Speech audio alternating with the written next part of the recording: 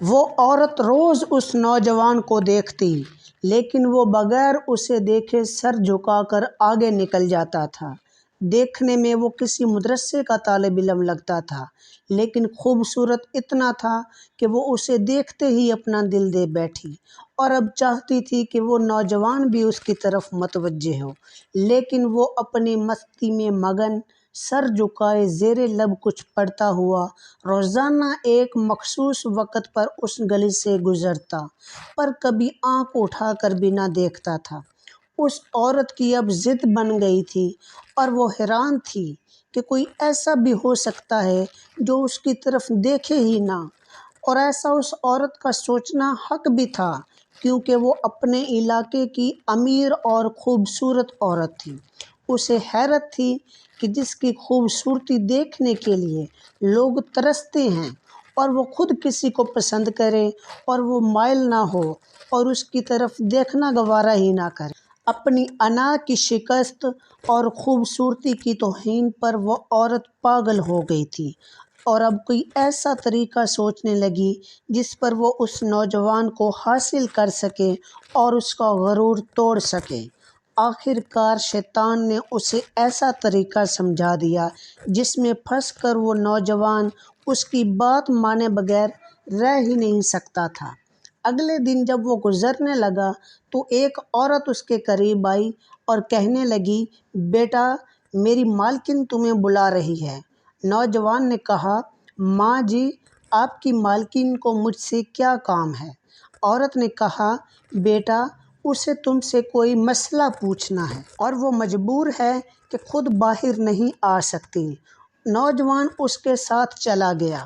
اسے گمان ہی نہیں تھا کہ وہ عورت جو اسے بلا رہی ہے اس کا منصوبہ کیا ہے، وہ کیا چاہتی ہے۔ وہ تو سمجھ رہا تھا کہ کوئی بوڑھی عورت ہے جو معذوری کی وجہ سے باہر آنے سے قاصر ہے۔ عورت نوجوان کو ایک کمرے میں بٹھا کر چلی گئی، ساتھ ہی کمرے میں وہی عورت داخل ہوئی۔ نوجوان اپنی نظریں جھکا کے بیٹھ گیا، کیونکہ وہ عورت بہت خوبصورت تھی۔ نوجوان نے کہا، جی بی بی، پوچھو، کیا مسئلہ پوچھنا ہے؟ تو عورت کے چہرے پر ایک شیطانی مسکراہٹ آ گئی۔ اس نے اپنے دل کا حال کھول دیا اور کہا کہ میری سب سے بڑی خواہش ہے کہ میں تمہیں حاصل کر لوں۔ نوجوان اس کی بات سن کر کانپ گیا اور بولا، اللہ کی بندی، اللہ سے ڈرو، کیوں گناہ کی طرف مائل ہو رہی ہو؟ عورت کو بہت سمجھایا، لیکن عورت پر تو شیطان سوار تھا۔ عورت نے کہا، یا تو تم میری خواہش پوری کرو گے یا پھر میں شور مچاؤں گی کہ تم زبردستی میرے گھر میں داخل ہوئے اور میری عزت پر حملہ کیا۔ نوجوان اس کی بات سن کر بہت پریشان ہوا۔